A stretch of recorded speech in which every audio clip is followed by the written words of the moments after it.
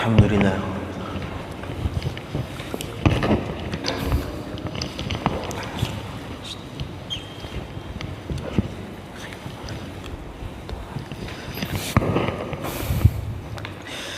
Bismillahirrahmanirrahim.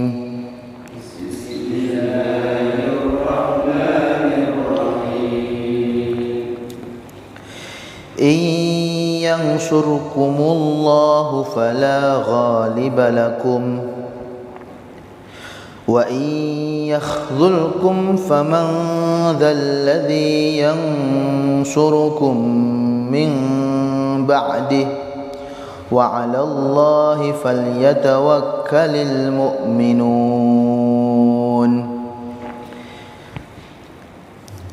Niki langsung satu ayat per ayat napa satu pojok?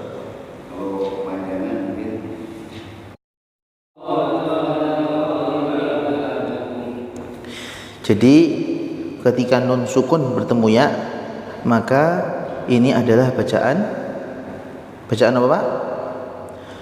Idgham bi gunnah. Jadi harus nunnya dimasukkan kepada ya dan kemudian disertai dengan dungung. Jadi tidak dibaca in tapi i, karena itu idgham. Nun sukun ataupun tanwin yang setelahnya adalah hurufnya yanmu, ya, nun, min, wawu, maka nanti bacaannya adalah idgham bi gunnah. Dia masuk dan kemudian disertai dengan dengung. Yansurkumullahu fala ghaliba lakum.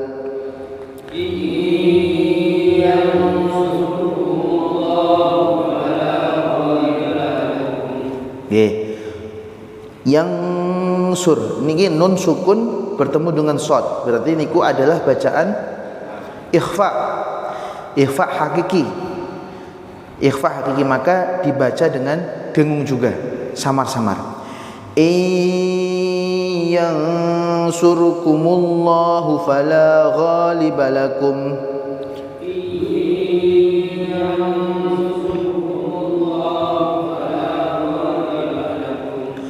Wa in yakhdhulkum faman dzalladzi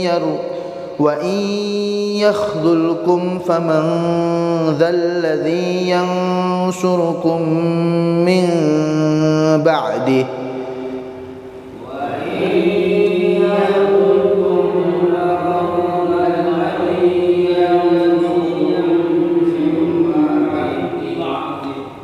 Niki kepanjangan boten nggih. Wa yakhdhulkum faman dzalladzi yansurukum min ba'di.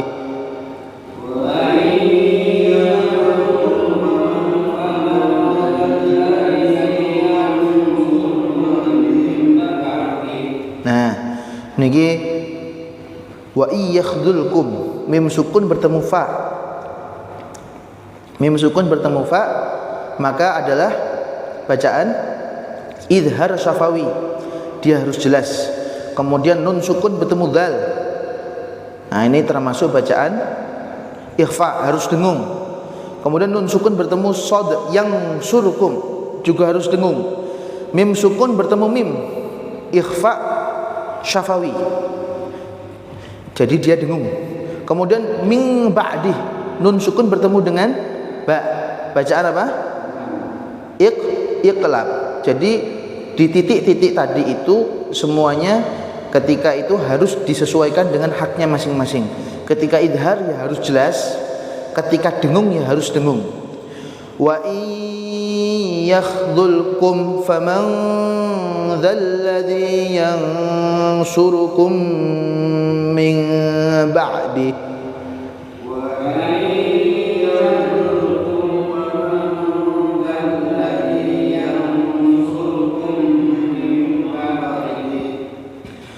Wa 'alallahi falyatawakkalul mu'minun. Wa 'alallahi falyatawakkalul mu'minun. Nggih, terus kembali kepada kaidah awal ya Pak ya. Jadi untuk bisa melafadzkan bahasa Arab dengan baik, membaca Al-Quran dengan baik, bisa membaca Al-Quran dengan tartil, menunaikan makhorijul hurufnya, menunaikan daripada tajwidnya. Niku tahap pertama belajar yang paling mudah itu adalah belajar menirukan. Pak Yai dawuhaken, kita ini bukan orang Arab, kita ini asli orang Ajam, bukan orang Arab.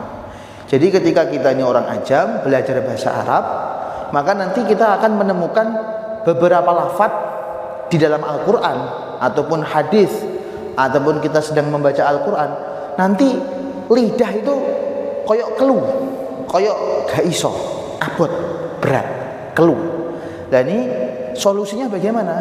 Bacanya pelan, kemudian jelas dan diulang-ulang. Nah, kemudian supaya bacanya betul bagaimana? Supaya bacanya betul, kita sering-sering mengikuti atau mendengarkan bacaannya orang yang sudah fasih. Maka teori untuk membenarkan bacaan yang paling mudah itu dengan fasohah.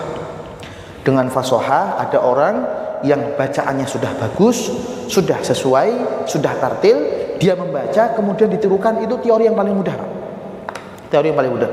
Walaupun di selain itu kita harus tahu kaidah-kaidahnya, tajwid, nun sukun bertemu ini bagaimana bacanya, bagaimana hukumnya, didengungkan apa, dijelaskan, diidharkan. Selain itu kita harus tahu kaidah-kaidah itu, tapi cara yang paling mudah adalah dengan fasohah. Satu orang membaca dengan fasih, kemudian yang lain yang sedang belajar dia menirukan. Makanya Pak Yai kemarin membuat program namanya program Arlik, yaitu program di mana dibuat training Arab dengan langsung orang Arab yang fasih. Dia bisa belajar bahasa Arab langsung dari guru Arab dan menirukan gaya-gaya Arabnya. Jadi bukan bahasa Arab, belajar bahasa Arab, gurunya bahasa wong Jawa. Dan ini nggak kena nanti, Pak. Dia ngomongnya ngomong Arab tapi pakai lajah bahasa Jawa. Akhirnya nanti nggak kurang mengena. Tapi ketika gurunya Arab, dia mengatakan seperti ini, seperti ini, seperti lajahnya pun orang Arab menjiwai, sehingga akhirnya itu santri yang dengarkan, oh begini cara ngomong yang benar. Nah, begitu juga Quran. Makanya untuk baca Quran yang benar, yang paling mudah caranya itu adalah fasohah. Sampai Pak Yai ketika itu membuka satu bacaan qori internasional, disuruh buka di YouTube, dibuka, disuruh tirukan. Kita tirukan bacaannya sesuai panjang pendeknya, dengungnya, wakofnya. Nah, itu ditirukan semua supados kita ini bisa sama seperti bacaannya orang-orang yang fasih. Gitu nggih, Pak nggih? Biasanya Syekh Mugis ini setiap satu ayat diartikan atau tunggu dibaca semua dulu baru diterjemahkan satu-satu. Oke. Bismillahirrahmanirrahim. Wa ma kana linabiyyin an yaghul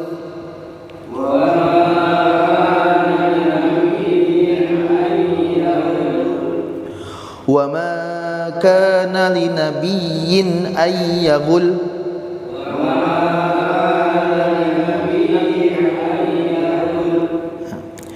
wa man yaghlul ya'ti bima ghalla yawmal qiyamah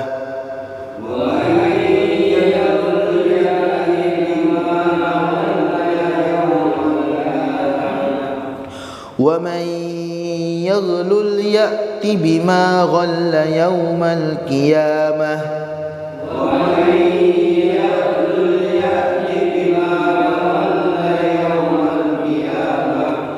thumma tuwaffa kullu nafsin ma kasabat wa hum la yudlamun.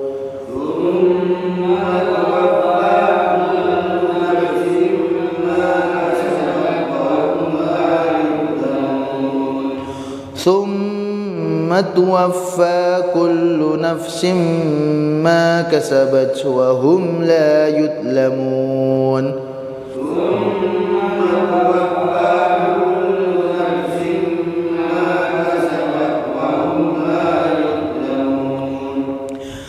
أفمن اتبع رضوان الله كمن باء بسخط من الله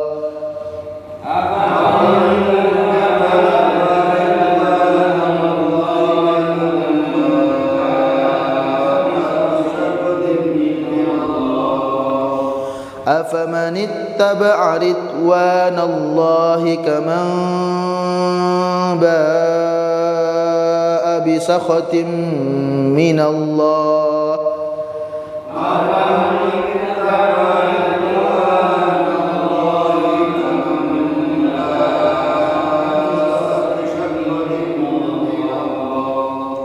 ومأواه جهنم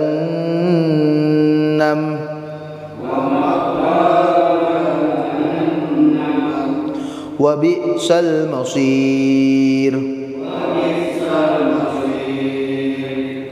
هم درجات عند الله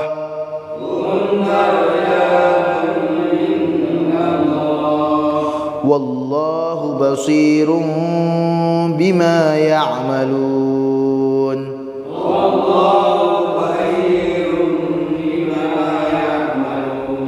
والله بصير بما يعملون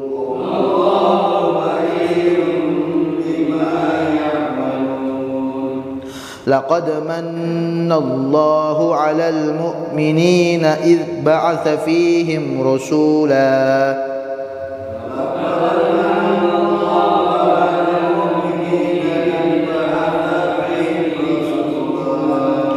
من أنفسهم يتلو عليهم آياته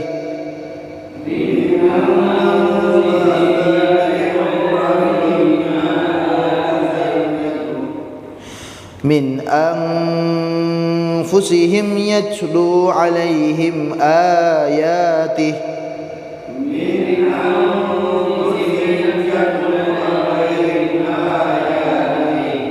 ويزكيهم ويعلمهم الكتاب والحكمة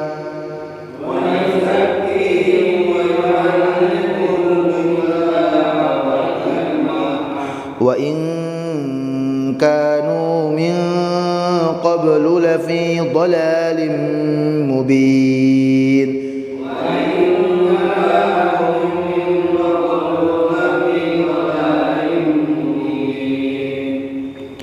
أولما أصابتكم مصيبة قد أصبتم مثليها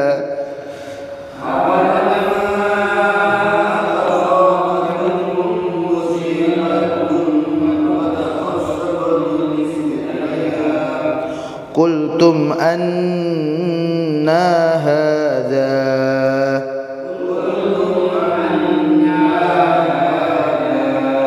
قل هو من عند أنفسكم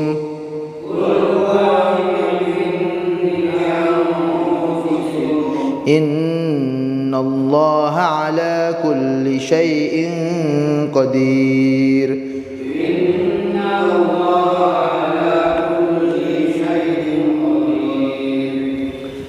صدق الله العظيم.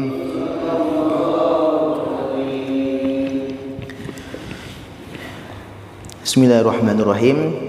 Allah Subhanahu wa taala berfirman, "Iyang surukumullah fala ghaliba lakum." Iyang surukumullah, ketika Allah Subhanahu wa taala menolong kalian, fala ghaliba lakum, maka tidak akan ada yang bisa mengalahkan kalian. Wa iyakhdhulukum, dan apabila Allah Subhanahu wa taala telah menghinakan kalian, faman dzalladzi yansurukum min ba'dih, maka siapakah orang yang mampu untuk menolong kalian. Wa 'alallah, dan hanya kepada Allah, falyatawakkalul mu'minun, orang-orang beriman hendaklah bertakwa. Allah Subhanahu wa taala berfirman, "Iyang surukumullah fala ghaliba lakum." Ketika Allah Subhanahu wa taala telah menolong kita, telah memberikan nusratullahnya kepada kita, maka kata Allah tidak akan ada siapapun yang bisa mengalahkan kita. Begitu juga sebaliknya, wa iyakhdhulukum faman dzalladzi yansurukum min ba'dih. Ketika Allah Subhanahu wa taala telah mentakdirkan kehinaan kepada kalian, mentakdirkan kehinaan, mentakdirkan sebuah musibah, maka siapakah yang bisa menolong orang tersebut? Maka Allah Subhanahu wa taala melanjutkan, wa 'alallahi falyatawakkalul mu'minun. Wahai orang-orang beriman, hanya kepada Allah lah kita semua ini bertawakal, tawajuh kepada Allah, meminta pertolongan kepada Allah. Hadirin Allah Subhanahu wa taala, kita sering mendengarkan perjuangan-perjuangan. Sebagian ulama mengatakan tugas kita ini berjuang. Adapun berhasil atau tidak berhasil, maka itu bukan tugas kita. Karena perintah Allah itu berjuang. Maka hadirin mungkin Allah Subhanahu wa taala, kata Kiai Uzairon almarhum mengatakan, orang itu kalau berjuangnya benar, maka pasti dia menang. Orang itu kalau cara berjuangnya itu sesuai dengan syariat yang telah Allah tentukan, maka pasti dan pasti Allah Subhanahu wa taala akan menolong dia. Pasti itu. Pasti dia akan menang. Begitu juga ketika orang itu perjuangannya salah, ya maka tidak ada janji pertolongan Allah di sini. Maka hadirin, pentingnya orang itu belajar ilmu agama supaya apa? Supaya di dalam ibadahnya, supaya di dalam perjuangannya, supaya dia dalam muamalahnya, muasyarahnya itu sudah sesuai dengan apa yang diridhai oleh Allah Subhanahu wa taala. Kadang itu orang itu dia karepe baik, tapi karena caranya tidak tahu, maka bisa salah semua. Ada orang dia pingin sholat, dia pingin taubat, dia pingin bagaimana berhenti dari segala seluruh kemaksiatan dia, tapi caranya di dalam itu salah. Dia taubat, tapi dia pingin sholat, dia tidak melakukan yang namanya bersuci lebih terdahulu, sehingga yang ada apa? Yang ada hadirin, yang ada maka ibadahnya kurang sempurna, bahkan dikatakan bisa-bisa tidak sah. Maka ini pentingnya orang itu punya keilmuan. Orang itu kalau sholatnya betul, insya Allah nusratullah datang.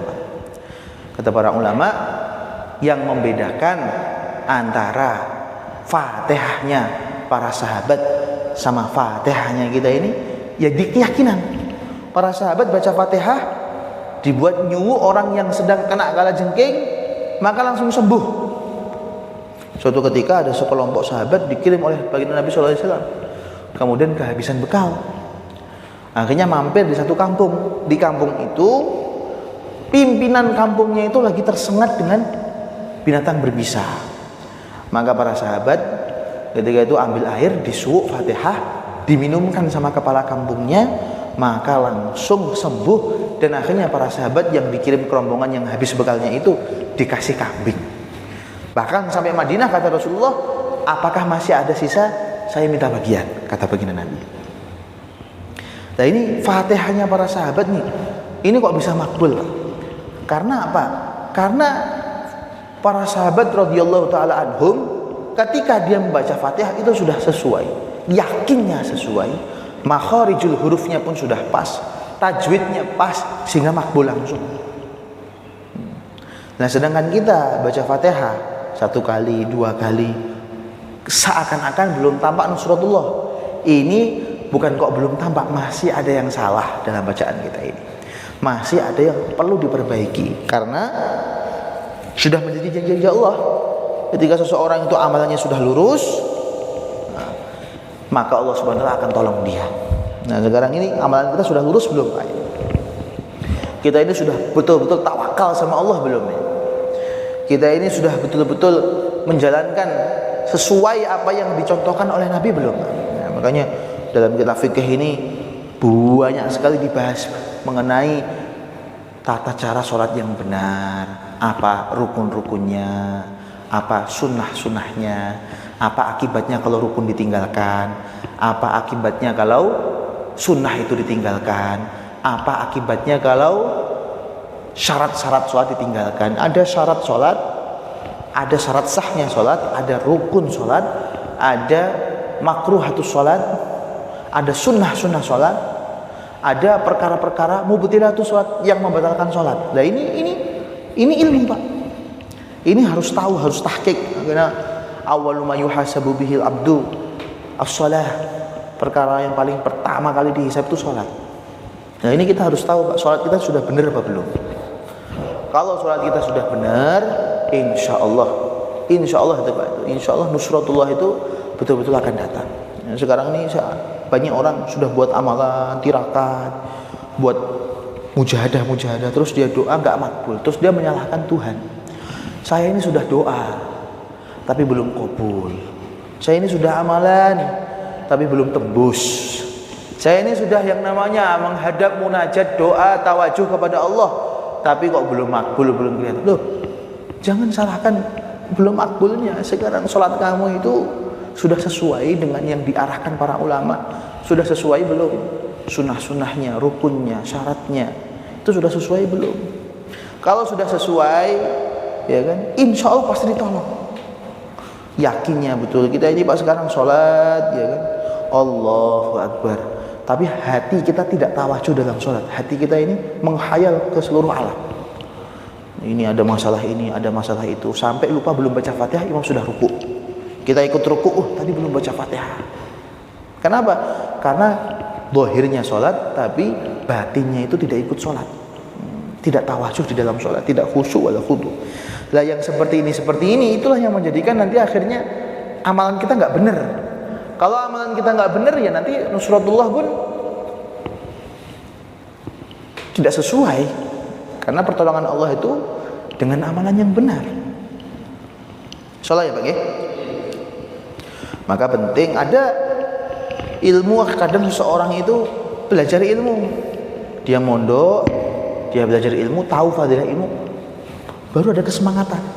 Ya kadang tuh Pak, ilmu itu gara-gara denger, oh ternyata fadilahnya sholat duha itu adalah selain Allah subhanahu wa ta'ala mudahkan rezekinya, itu fadilahnya itu bisa seperti umroh mabrur.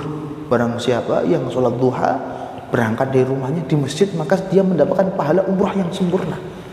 Gara-gara fadilah yang dia dengar, gara-gara fadilah yang ilmu yang dia dengar, akhirnya kesemangatan itu muncul. Nah ini penting nih Pak nih. Mendengarkan ilmu itu penting. Kadang itu semangat amal itu muncul karena mendengarkan daripada ilmu itu, mendengarkan daripada fadilah ilmu. Dalam satu hadis dijelaskan, ya kan, man talabal ilma yatakaffalallahu lahu birizqihi atau kama jaa fil hadis. Barang siapa yang mencari ilmu, kata Rasulullah, maka Allah akan tanggung rizkinya. Kalau dia mati, Allah akan jamin dia masuk surga. Kalau dia hidup ketika mencari ilmu, maka Allah akan tanggung rizkinya hari itu. Nah ini kata kiai, santri, ya, kata kiai, kok mondok malah weselnya seret, kirimannya seret. Ustadz selesai mondok, kok malah uangnya itu nggak lancar, seret. Mondoknya ada yang salah. Mondok lagi, berangkat lagi, mondok lagi. Karena sudah nas Kanjeng Nabi nih Pak. Orang itu kalau mondok mencari ilmu, keluar untuk mencari Allah, akan tanggung rizkinya. Lah kok nggak malah rizkinya seret? Oh berarti ada yang salah dalam mondoknya. Perbaiki mondoknya. Insya Allah itu nanti rizkinya itu mudah. Ditambah lagi dia sholat duha, tambah lagi baca wakiyah, masya Allah. Saya ini ketemu sama, pernah suatu kali kan saya ke Madiun, Dungus, pojok Kresek, dekat monumen Kresek, di situ ada rumah makan, namanya Rumah Makan Taliwang. Rame, itu sebelum maghrib itu Pak udah tutup, rame banget. Saya masuk ke sana, ketemu sama pemiliknya, kalau nggak salah namanya Pak Sam. Ketemu, duduk bareng, habis makan, terus ngobrol-ngobrol. Pak Sam tuh cerita, kalau nggak salah namanya Pak Sam, saya ini dulu buka warung di sini dimarahin orang banyak, Ustaz. Keluarga saya itu nggak setuju semua. Buka warung kok di Jalan Buntu. Sampai akhirnya saya jualan masakan Jawa ketika itu busuk terus, nggak laku terus. Sampai seorang kiai dari Temboro datang, kata Pak Samnya gitu. Datang makan di sini, saya dikasih amalan. Nek pengen laris warungnya, baca Waqiah 15 kali setelah asar. Katanya beliau seperti itu, ijazahnya seperti itu.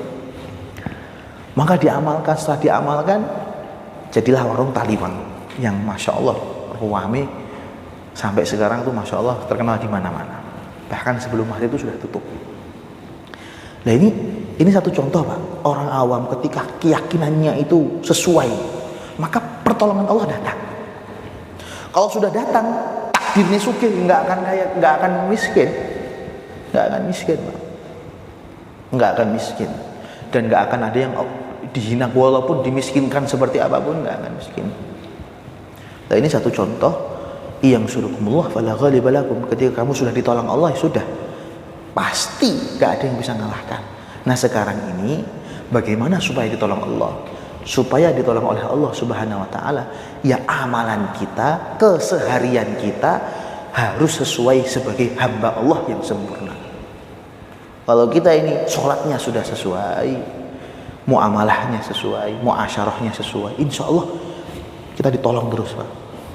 Tolong terus.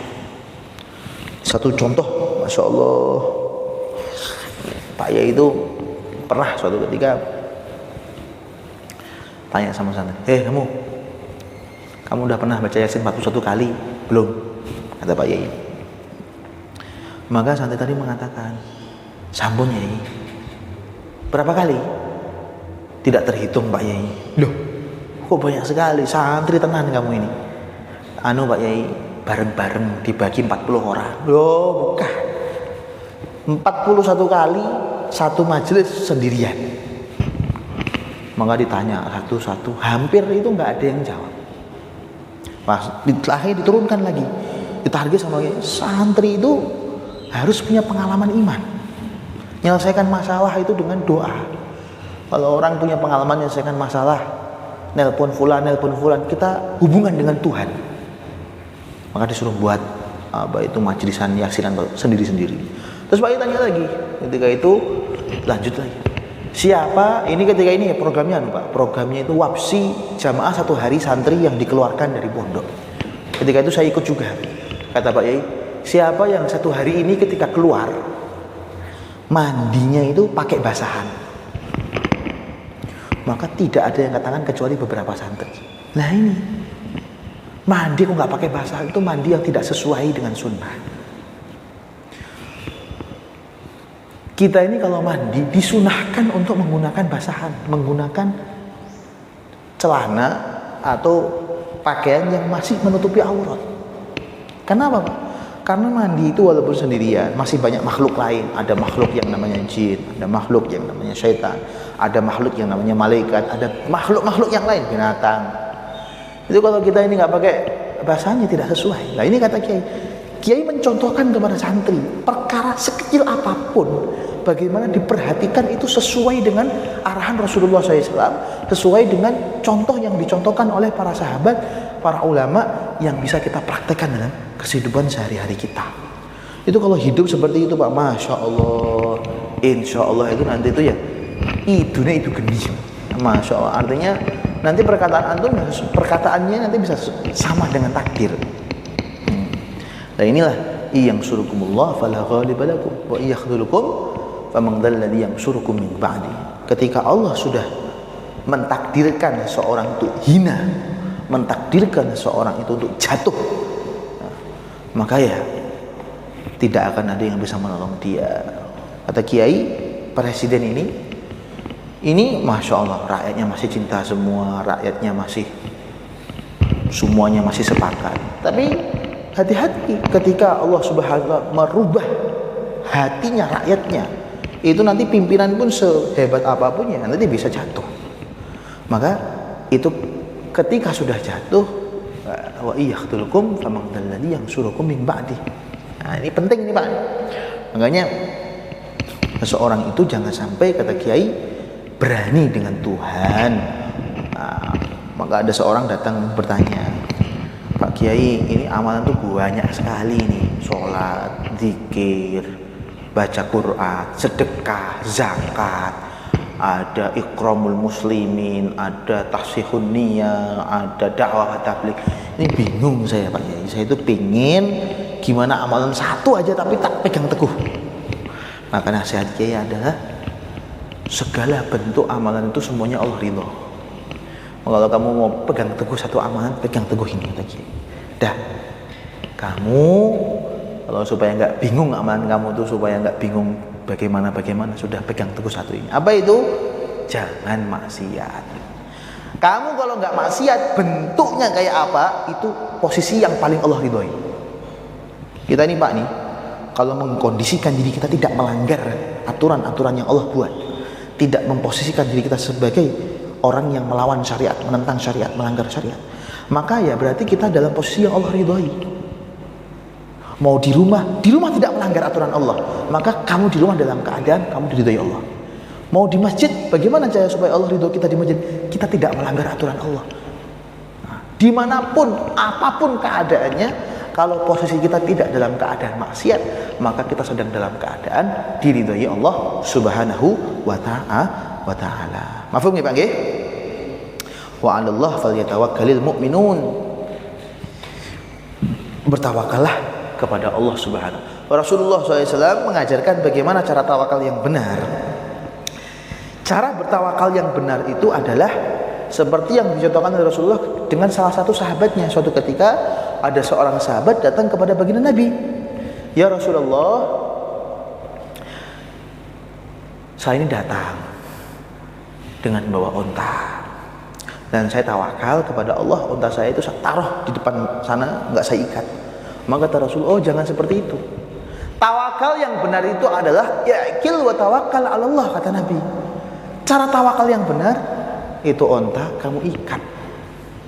Setelah kamu ikat, kamu tawakal, serahkan semuanya kepada Allah.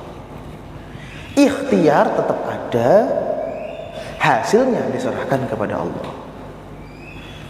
Kita ini ada seorang ulama dikisahkan, kata Kiai, ada seorang datang kepada seorang ulama minta supaya dikasih anak. Maka dia sowan kepada seorang ulama, "Syekh, tolong doakan saya supaya dapat anak." Maka didoakan, "Ya, ini saya ini biasanya kalau doa Allah akan kabulkan. Apalagi yang minta seperti antum hajat betul, insya Allah kabulkan. Insya Allah kamu tahun depan sudah makbul. Kamu tahun depan sowan ke sini, bawa anak kamu ke sini." Maka akhirnya dia pulang, didoakan. Tahun depan datang lagi, belum punya anak. Loh, oh iya, ini habis ini saya doa sungguh-sungguh. Ini saya doakan kamu khusus. Insya Allah nanti kamu tahun depan sudah punya anak. Tahun depan lagi balik, ternyata belum punya anak. Maka akhirnya kata seorang ulama tadi, nanti tahun ini saya berangkat haji. Saya doakan kamu depan Ka'bah, di depan Hajar Aswad. Sekaligus saya kasih namanya Fulan. Kata Allah, pasti kabulin. Akhirnya tahun depan ketika ketemu, ternyata belum punya anak. Lah ini ulama ini bingung, kok belum punya anak, ini apa ada yang salah? Ditanya, lah kamu sudah nikah belum? Belum Pak Yai. Ya nggak punya anak. Gimana mau doa, mau jungkung itu doa, kalau nggak nikah ya nggak punya anak Pak. Artinya tata cara kaifiyah tawakal yang benar itu adalah ikhtiar. Setelah ikhtiar, maka setelah itu baru tawakal. Ada seorang pengen kenyang, bagaimana cara kenyang? Ya Allah, saya pengen kenyang. Enggak, makan secukupnya. Ya Allah, saya ini sudah makan. Ya Allah, semoga Engkau berikan saya ini kekuatan untuk ibadah. Akhirnya kenyang Pak. Tapi kalau dia nggak makan, ya Allah kenyangkan saya, nggak kenyang. Maka tata cara yang benar, mekanisme yang benar dalam tawakal kepada Allah itu adalah nggak kita serahkan total kepada Allah. Bukan kok kita menafikan ikhtiar, tidak seperti itu. Kita serahkan total semua kepada Allah, tapi jangan lupa ikhtiar. Rasulullah contohkan, ikat unta kamu, kemudian setelah itu tawakallah kepada Allah Subhanahu wa ta'ala. Insyaallah nggih Pak nggih. Nggih. niki keranten boten Syekh Mugis nggih. Niki cekap riyin insyaallah mengke dilanjut kalih Syekh Mugis. Sampai seniki jenengan saged tangklet terkait ilmu fikih napa ilmu yang kaitan dengan sholat, kaitan dengan wudu, monggo silahkan. Masih ada waktu sedikit. Insyaallah kula mangke langsung mantuk teng monggo. Wonten pertanyaan, Mbak? Nggih, monggo.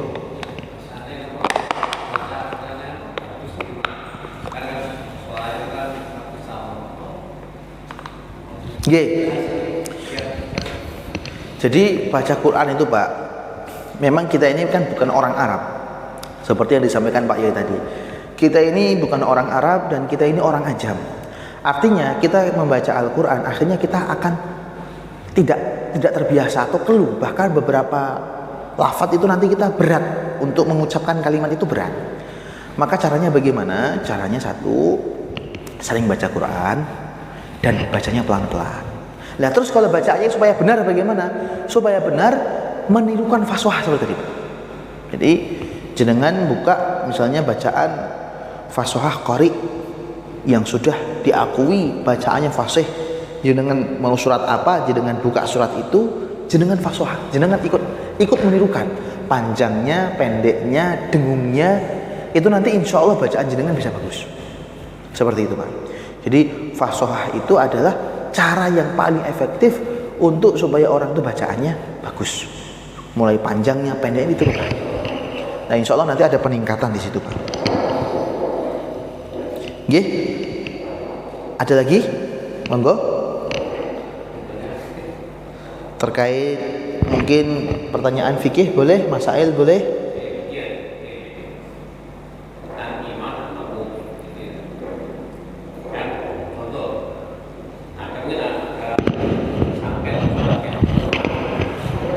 Nggih.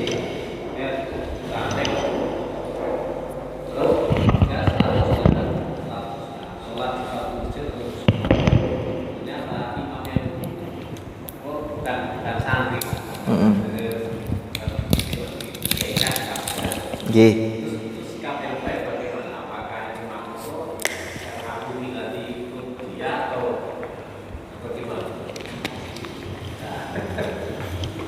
Jadi boleh, Pak, seorang santri yang bacaannya fasih bermakmum kepada seorang imam yang bacaannya tidak fasih, yang dia itu notabene-nya latar belakangnya bukan seorang santri sehingga bacaannya kurang fasih, ada ulama yang membolehkan, boleh saja, nggak masalah. Yang penting lahannya itu lahan yang tidak parah, bacaannya itu bacaan yang tidak terlalu parah. Tapi kalau lahannya bacaan imam itu parah sampai tingkatan merubah makna, ya nanti lebih baik dia sholatnya nanti tidak mengikuti imam tersebut. Karena kalau bacaannya terlalu fatal itu nanti pendapat dalam mazhab Syafi'iyah nanti kurang tidak sah. Makanya ini penting bagaimana seorang santri itu dia bisa aktif di mahalah masing-masing dan aktif ahbab-ahbab juga aktif untuk memberikan muzakarah seperti ini, Pak. Ini berat, urusan imam itu memang berat. Makanya selagi bacaan imam tidak lahan jali maka nggak masalah, boleh-boleh saja. Tapi kalau bacaannya itu sampai parah ya, Pak ya, sampai bacaannya itu bahasa Arab itu kan kalau bacanya salah maka nanti maknanya pun akan berubah. Sehingga para ulama mengatakan ketika bacaannya itu berubah, maka makna itu berubah. Itu bacaan yang lahan jali, yang kesalahannya itu fatal. Nah, ketika kesalahannya fatal seperti itu, tidak dianjurkan untuk bermakmum pada imam yang seperti itu. Kalau memang dia bacaannya lebih bagus. Oke, ada lagi, Pak? Yang lain? Farokoh, oke.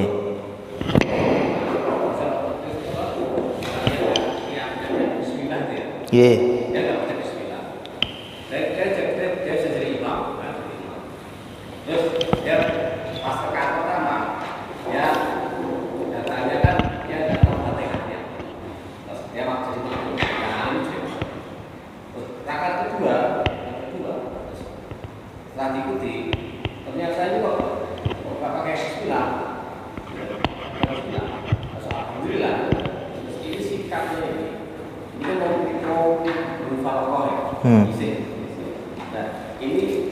dia ketika dia mufarokoh ini dia sholat awal atau yang sholat pertama?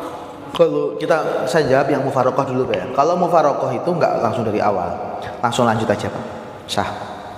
Kalau mufarokoh ya Pak, jenengan misalnya sholat, terus karena ada udzur mendadak atau mungkin imamnya batal, akhirnya jenengan mufarokoh, ya Allah jenengan mufarokoh, memisahkan diri dari jamaah, maka rokaat, 2 rokaat atau 1 rokaat yang sebelumnya sah, jenengan tinggal melanjutkan saja, tinggal menyempurnakan. Cuman seperti yang dibilang Bapak tadi, dia hanya baca Fatihah, dia hanya baca langsung Alhamdulillah, tidak baca Bismillah, itu gini Bang, orang-orang Salafi atau orang-orang yang tidak membaca Bismillah itu bukan tidak membaca Bismillah, tidak, dia baca Bismillah tapi pelan. Nah, kalau sampai nggak baca Bismillah ya nggak sah mazhab Syafi'i. Nah, yang dihilafkan itu apakah pelan, apakah keras. Kalau masih pelan keras ini nggak masalah, tapi kalau sampai nggak baca Bismillah, nah ini masalah Pak.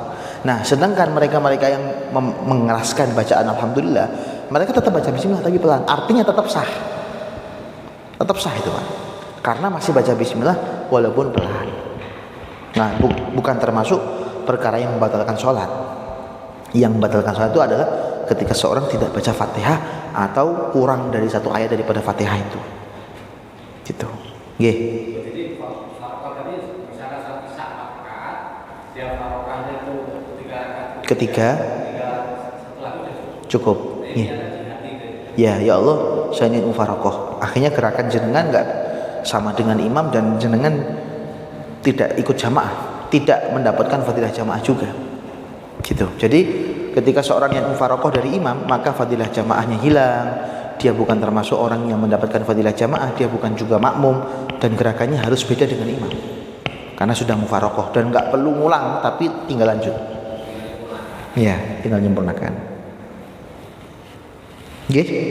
Kalau imamnya itu baca suratnya itu diluncat-luncat, nggak berurutan, mungkin karena ada hafal atau gimana. Kalau diingatkan itu marah. Nah, itu pertama. Yang kedua, yang diwajibkan sujud sahwi itu bacaan apa aja yang terlupa. Mungkin Pak ya, awal lupa atau baca kunut lupa, itu kan disunahkan untuk sujud sahwi. Kebiasaan di masjid kita itu kan pakai kunut. Kemudian ada orang jadi imam berubah nggak pakai kunut. Nah, kita yang sudah terbiasa ini kan kadang imam langsung ditinggal gitu. Dia itu seringnya cepat-cepat. Jadi nggak nunggu jamaah, adzan ada qomat, adzan ada qomat gitu. Dia selesai adzan, sholat sunat, ada orang nggak ada orang qomat. Gimana ya?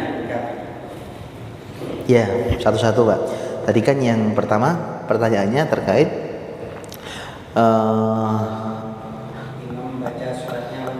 imam baca suratnya loncat-loncat, itu makruh. Jadi ketika orang itu baca surat disunahkan itu urut Pak ya. Jadi kalau semisal dia baca rakaat pertama Al-Falaq, berarti rakaat kedua An-Nas. Kalau rakaat pertama kok Al-Falaq, terus tiba-tiba nanti rakaat kedua tiba-tiba Inna a'tainakal, oh berarti ini makruh nih Pak. Ini enggak tahu ilmu berarti. Nah, baca surat panjang ini ada lagi. Ketika seseorang baca surat panjang di 1 rakaat, yang Bismillahirrahmanirrahim baca surat, terus loncat-loncat Alif Lam Mim Al-Baqarah, tiba-tiba Al-Muluk, tiba-tiba An-Nas, nah gitu. Misalnya 1 terus 3. Nah ini enggak urus 1 ayat. Dan sebenarnya kan orang yang seperti ini kan berarti kan sebenarnya tidak layak jadi imam sebenarnya Pak. Kalau bisa dikasih mudzakarah. Nah inilah pentingnya hikmah. Memang karena orang tua atau karena sudah lama jadi imam atau dituakan di situ sehingga diingatkan jadi marah. Nah ini jadi PR tersendiri Pak. Bagaimana kita bisa dakwah dengan akhlak ini? Kalau secara hukum fikih tidak sampai membatalkan sholat, tapi makruh. Nah, jadi kita usaha untuk menghindari. Kita makmum tetap sah. Makmumnya tetap sah. tapi pahalanya kurang. Gara-gara yaitu bacaannya tidak sesuai tadi itu. Terus yang kedua, apa saja yang menyebabkan seorang sujud sahwi? Ada 5, Pak. Sujud sahwi itu disunahkan karena 5 keadaan. 1, karena meninggalkan bacaan kunut. Seseorang tidak kunut, maka dia disunahkan untuk sujud sahwi.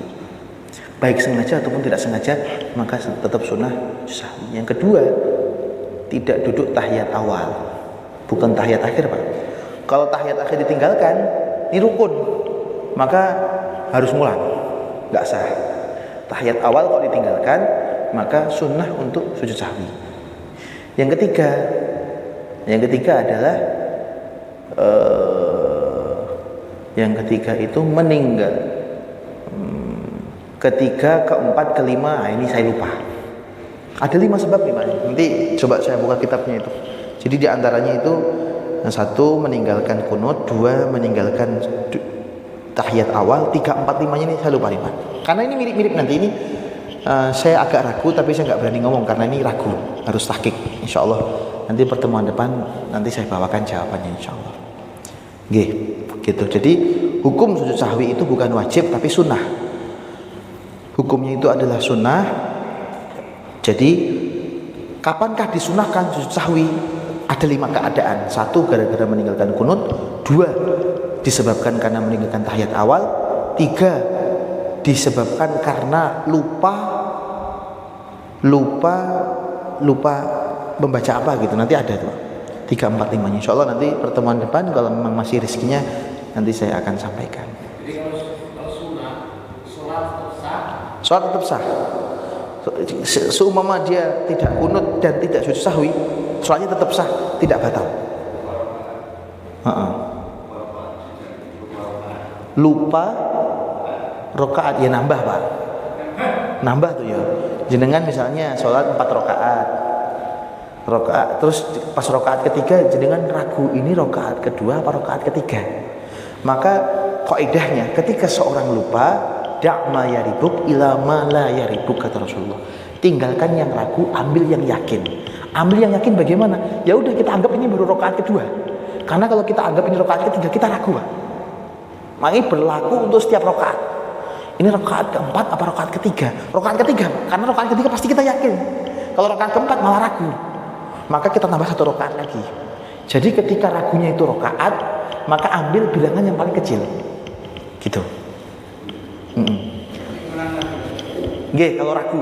Yang tadi kunut, misalnya kan imamnya nggak pakai kunut, tapi yang biasa di masjid kita itu kunut terus. Nah kita yang biasa kunut itu apakah sujud sahwi atau enggak? Kita tetap sah. Iya.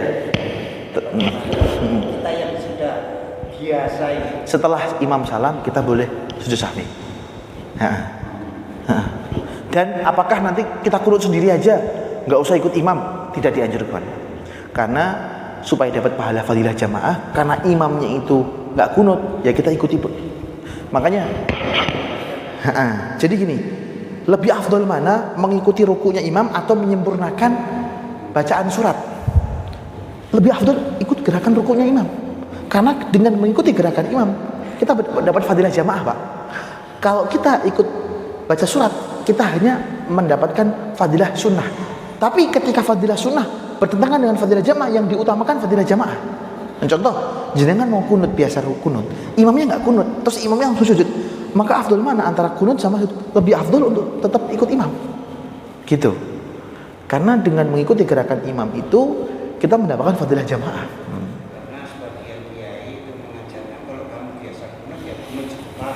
Nah, kunut sebentar ya bisa juga, Pak, kunut sebentar aja. Yang penting nggak sampai ketinggalan 2 rukun itu. Boleh juga, boleh bagi orang yang sudah terbiasa, boleh. Tapi kalau afdol, lebih afdol ikut gerakan imam. Jadi gitu, Pak.